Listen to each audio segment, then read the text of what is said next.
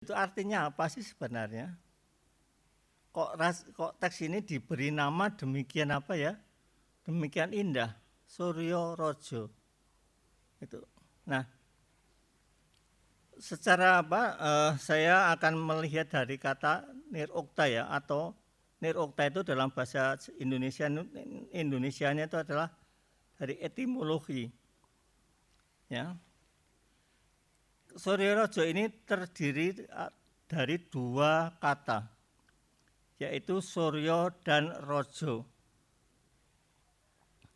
Kebetulan kata ini adalah kata Sanskerta semua. Ya, baik Suryo maupun Rojo ini adalah kata yang berasal dari bahasa Sanskerta.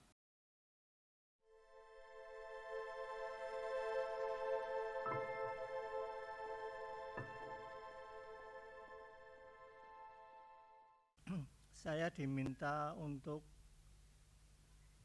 berbicara tentang Serat Suryo Rojo, sebuah naskah yang digubah oleh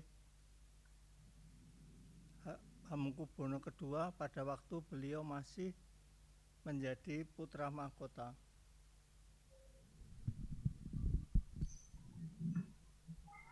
Masih menjadi Pangeran Adipati Anom itu.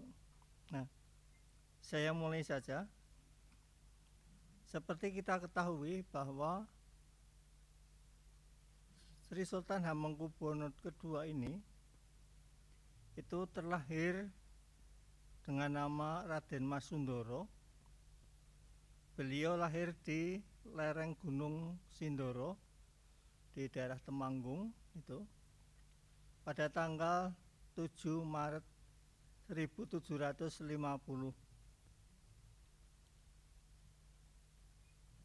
Jadi beliau lahir tidak di dalam keraton, tapi ada di lereng Gunung Sindoro. Letaknya jauh ya dari kota Yogyakarta. Ya, itu mungkin sekitar ada ya 100 kilo lebih ya dari Yogyakarta. Nah, beliau pada waktu itu mengikuti Pangeran Mangkubumi, ayahnya, untuk pada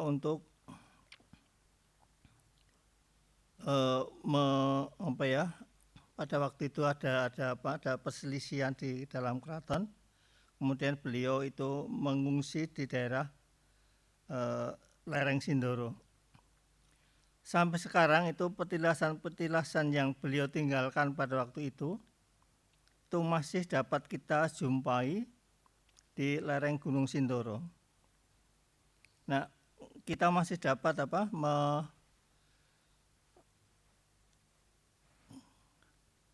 melacak itu tempat-tempat yang dulu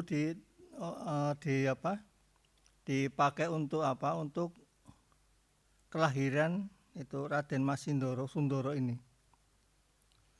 Nah, yang terkenal yang pokok tugas saya di sini adalah untuk Untuk menyampaikan tentang karya beliau yang bernama itu Serat Suryo Rojo. Serat Suryo Rojo ini ditulis oleh beliau pada tahun 1774. Waktu itu beliau masih berusia 24 tahun. Tapi oleh ayahnya itu beliau diharuskan untuk untuk menulis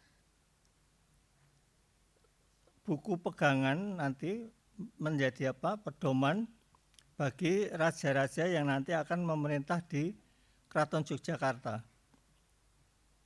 Kemudian beliau itu mengubah sebuah naskah yang diberi nama Serat Suryo Rojo. Nah, mengapa demikian? Karena pada waktu itu sebelum ada Serat Suryo Rojo ini, itu Keraton Jogja itu mempunyai dasar yang masih sama dengan keraton sebelumnya. Ya, jadi masih sama dengan Keraton Surakarta pada waktu itu. Yaitu ada 4 naskah yang dipakai untuk pedoman di Keraton Surakarta pada waktu itu. Yang pertama itu serat Iskandar Zulkarnain. Lalu kedua serat Yusuf. Lalu ketiga itu serat Suluk Garwo Kencono. Dan yang keempat itu adalah Suluk Usulbiyah. Nah, pada waktu itu ini masih dipakai sebagai pegangan. Tapi ketika Sultan Hamengkubuwono I ini memerintah, kemudian mengatakan kepada putranya apakah akan mengikuti itu atau akan membentuk yang baru. Ternyata Raden Masundoro pada waktu itu lalu membentuk atau mengubah teks yang baru yang nanti akan menjadi pedoman bagi raja-raja di Yogyakarta. Yaitu apa? Yaitu Serat Suryo Rojo. Ini semula memang selalu kita mendapat gambaran bahwa Surat Suryo Rojo ini adalah serat yang sifatnya itu para peneliti itu mengatakan ini itu fiktif ya. Ini adalah sebuah cerita yang fiktif. Banyak sekali yang mengatakan semacam itu.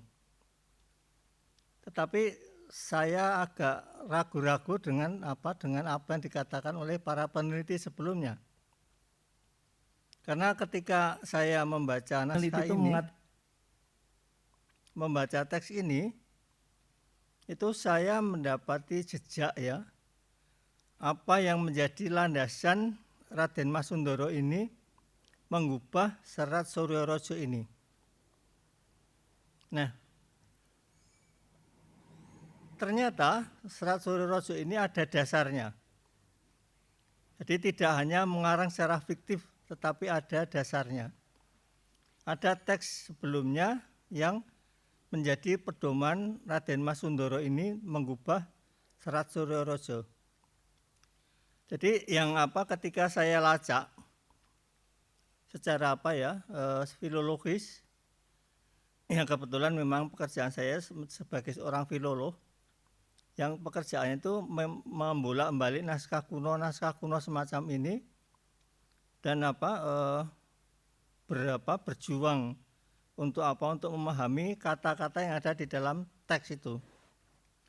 Nah, dari penelusuran saya, itu saya dapat menemukan ada 5 naskah lain yang itu menjadi pedoman bagi Raden Masundoro ini.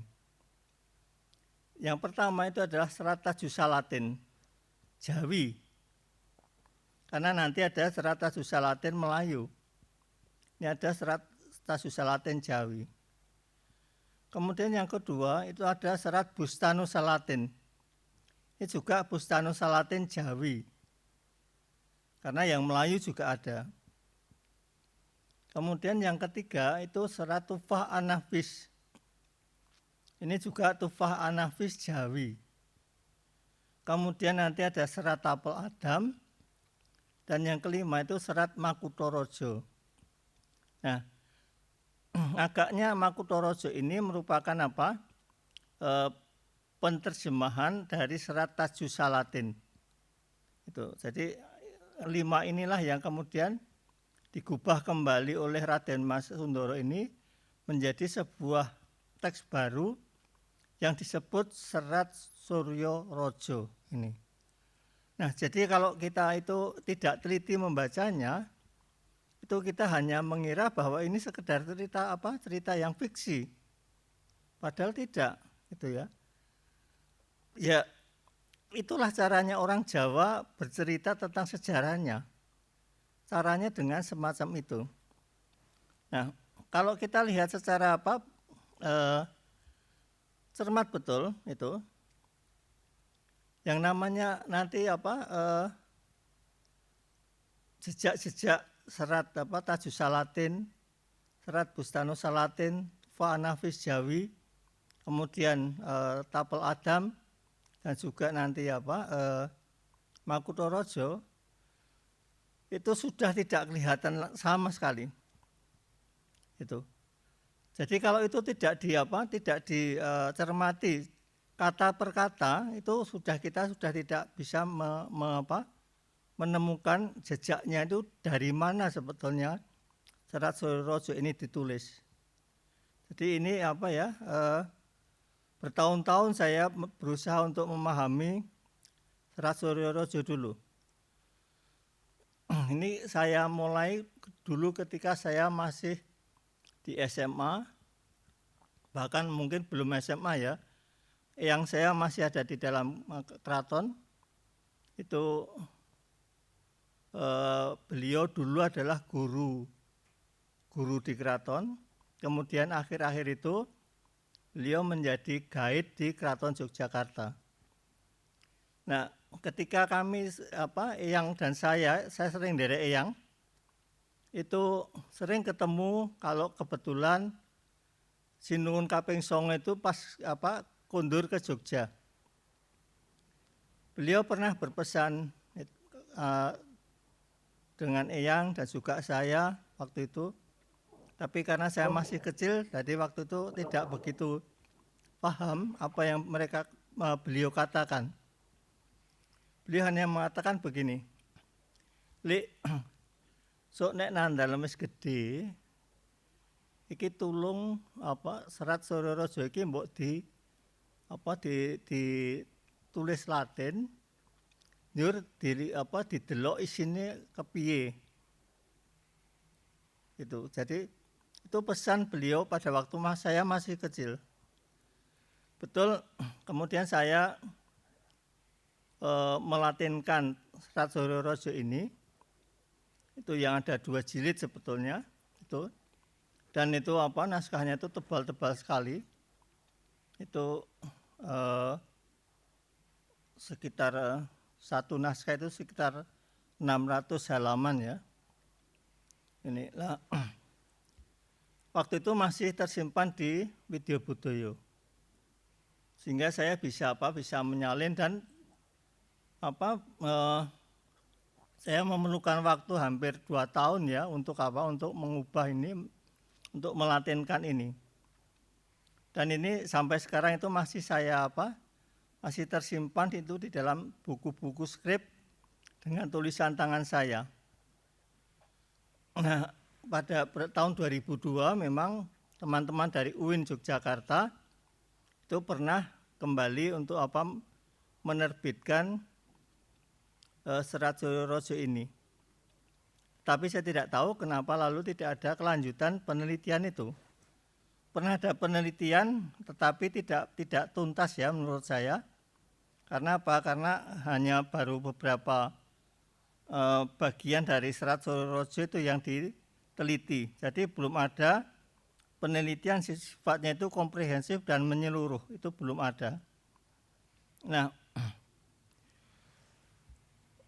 dengan apa yang saya lakukan pada waktu itu, saya baru sadar ketika saya sudah kuliah di Gajah Mada waktu itu. Itu kemudian mulailah saya belajar untuk membaca ini dengan baik. Itu ya, kebetulan Bapak Ibu saya bisa membaca ya, jadi dapat membantu saya untuk mencari kata-kata itu.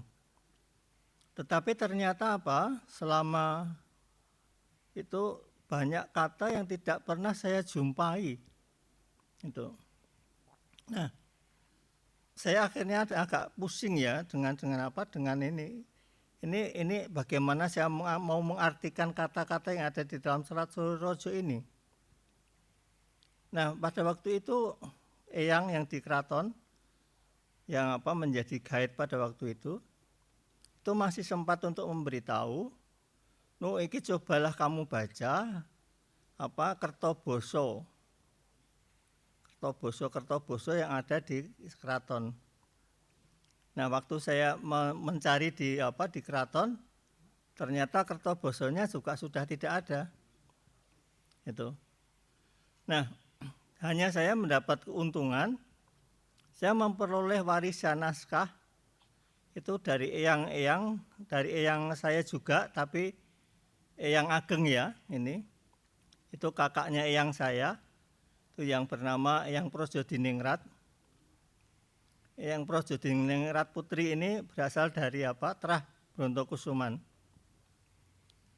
Nah, beliau itu pada waktu tahun 83 itu mengatakan kepada ibu saya, "Sri mbok tulung kae manu didawi ngopeni naskah-naskah bapak mbiyen." Nah, saya lalu saya ke rumah eyang di Patangpuluhan pada waktu itu. Ternyata naskah-naskah itu tersimpan di dapur ya, di almari di dapur. Saya dengan bapak ke sana, lalu mengambil naskah-naskah itu. Jumlahnya cukup banyak. Nah, ternyata itu banyak kertoboso yang saya cari itu. Naskah kertoboso yang saya cari. Ternyata dulu Kanjeng Tumenggung Brontokusumo pada waktu mengubah teks di Brontokusuman itu ternyata ngagem kertoboso ini. Kemudian saya membaca kertoboso ini, saya itu heran sekali ya. Ternyata saya baru tahu bahwa bahasa Jawa Ngayogyakarta itu sulit sekali. Karena apa? Karena satu kata itu sering mempunyai 100 arti. Itu. Saya ingat pada waktu guru saya dulu mendiang Romo Kuntoro itu menyusun disertasi Serat Wiwoho Jarwo.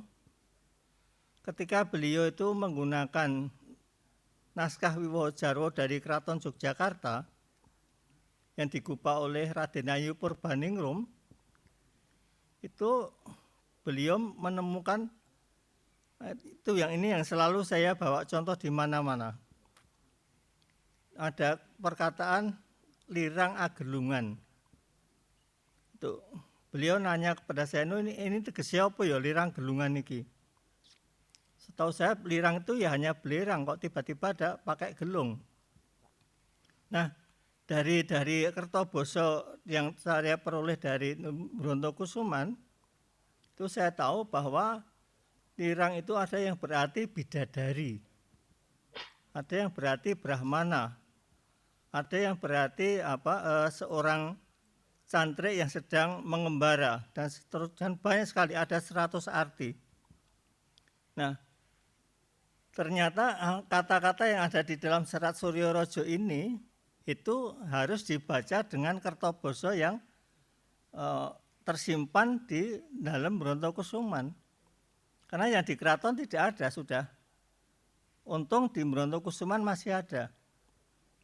Nah, disinilah kemudian saya menekuni satu persatu, satu demi satu, itu kata-kata yang ada di dalam Serat Suryorojo ini. Itu. Nah, waktu itu kemudian saya berusaha untuk menerjemahkan ini ya di samping di samping waktu itu kegiatan kuliah itu saya menerjemahkan Serat Suryorojo ini sampai selesai, tapi sekarang belum sempat untuk diketik. Jadi masih berupa tulisan tangan saya. Jadi kembali masih menjadi manuskrip, tapi manuskrip tulisan saya. Tuh, jadi belum lagi ada yang membuka ini. Saya sendiri juga sejak itu belum sempat lagi untuk membuka Serat Suryorojo ini. Karena apa? Karena saya sudah sibuk dengan sudah jatuh cinta waktu itu dengan dengan Jawa kuno dan Sanskerta. Ketika saya mendapat kesempatan untuk belajar di negeri Belanda, itu saya belajar Sanskerta di sana, mendalami bahasa Sanskerta. Nah, sehingga sampai sekarang itu Serat Suryo Rojo ini masih hadir dalam bentuk tulisan tangan saya di dalam skrip-skrip itu. Nah, saya nggak tahu nanti kapan ini akan saya terbitkan. Itu karena apa? Karena memerlukan tenaga tersendiri untuk menerbitkan Suryo Rojo ini. Nah, inilah Serat Suryo Rojo yang digubah oleh Raden Mas Sundoro. Ini teks ini digubah pada tahun 1774 Masehi. Jadi pada waktu itu beliau berusia 24. Nah, Serat Suryo Rojo ini kemudian itu menjadi apa? Menjadi pedoman bagi Sultan-Sultan Yogyakarta yang memerintah di Keraton Ngayogyakarta Hadiningrat. Itu saya masih mendapat pesan dari Sinuwun kaping 9 pada waktu itu. Iki sok nek nandalem wis gedhe, tulung ya Mas iki ya tulung digarap. Waktu itu saya hanya matur sendika. Tapi yaitu sampai sekarang ya saya belum sempat memenuhi janji saya kepada beliau. Saya hanya sempat untuk Untuk transkrip kemudian menerjemahkan. Sementara yang untuk menggarap lebih dalam belum pernah saya lakukan. Ini. Nah, sekarang kalau ditanya, Suryo Rojo itu artinya apa sih sebenarnya? Kok teks ini diberi nama demikian demikian indah, Suryo Rojo. Itu. Nah, secara saya akan melihat dari kata nirukta atau nirukta itu dalam bahasa Indonesianya itu adalah dari etimologi. Ya. Suryo Rojo ini terdiri dari 2 kata, yaitu Suryo dan Rojo. Kebetulan kata ini adalah kata Sanskerta semua. Ya, baik Suryo maupun Rojo ini adalah kata yang berasal dari bahasa Sanskerta. Kata Suryo itu berasal dari akar kata Sanskerta itu ser, sarati. Itu. Kemudian juga di samping sarati itu juga sisarati. Ini artinya apa? Artinya mengalir, yang mengalir dengan lembut. Tuh, yang setiap hari berjalan dengan lembut. Nah, apa yang maksudnya yang berjalan dengan lembut itu? Itu ternyata adalah Adalah matahari. Tuh, jadi matahari itu kalau kita lihat perjalanannya dalam sehari itu selama 24 jam. Ya kalau kita perhatikan betul-betul itu perjalanan matahari mulai dari terbit sampai kemudian tenggelam itu kelihatan berjalan dengan sangat lembut ya perjalanan matahari ini. Tuh, jadi mengapa kemudian ini disebut matahari itu karena apa? Karena setiap hari dia seperti itu. Ya berjalan yang tidak pernah lelah, tidak pernah jemu. Itu untuk apa? Untuk menghidupi Menghidupi alam semesta. Yang dihidupkan oleh matahari tidak hanya bumi tetapi juga planet-planet yang lain. Entah itu Mars, itu Venus, kemudian ada nanti Jupiter, kemudian ada Neptunus, Uranus, dan sebagainya. Jadi semua itu kehidupan itu tergantung dari matahari ini. Itu dari kata surya itu. Kemudian raja. Raja ini juga kata Sanskerta. Itu dari kata raj. Itu ya, raj yang pertama karena ada 2. Ya, raj pertama itu Rajate rajati itu artinya memerintah. Jadi raja itu adalah ia yang memerintah.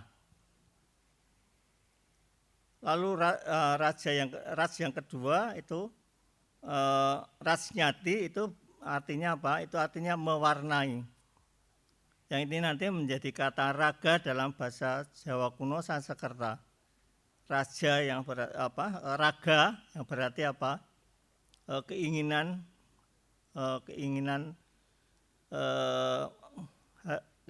manusiawi itu ya. Jadi maka yang dipakai adalah raja yang pertama, karena A-nya raja itu dengan A panjang semua, raja panjang artinya ia yang memerintah. Nah sekarang kalau kompositum itu kemudian digabung, lalu apa artinya? Itu. Jadi itu bisa dibaca Surya sebagai raja. Ini. Jadi kata Surya Rojo itu berarti adalah Surya yang menjadi didudukkan sebagai raja. Nah, di dalam pengertian semacam ini itu apa maksudnya? Bagaimana relasi antara matahari dan raja ini itu. Nah, sekarang kalau kita ini membacanya dari segi segi kosmologi, kemudian juga dari segi teologi, nanti kita akan mendapatkan pengertian bahwa itu raja ini selalu diperumpamakan sebagai surya, sebagai matahari. Matahari itu maksud didudukkan sebagai apa di dalam konteks kosmologi ini. Surya itu selalu akan menjadi namanya itu pratistha. Pratistha itu artinya penyangga, menjadi dasar, menjadi landasan. Jadi raja itu surya itu menjadi menjadi penyangga bumi ini. Penyangga dalam pengertian menyangga kehidupan atau menyangga berlangsungnya kehidupan di bumi ini. Jadi kalau bumi ini tanpa ada surya itu tidak akan bisa berputar ya. Andai kata surya ini tuh mogok 1 menit gitu saja sudah bumi ini sudah hancur. Maka itu lalu mengapa dia itu menjadi raja. Dia itu yang kemudian mengatur kehidupan di dalam bumi ini. Nih, jadi Serat Surya Rojo ini nanti akan berisi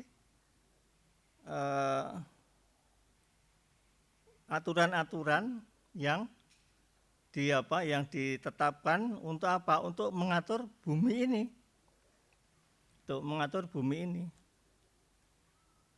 Bumi dalam pengertian jangan dibayangkan seperti sekarang. Kalau sekarang kita memahami bumi ini sebagai bulatan, globe itu ya.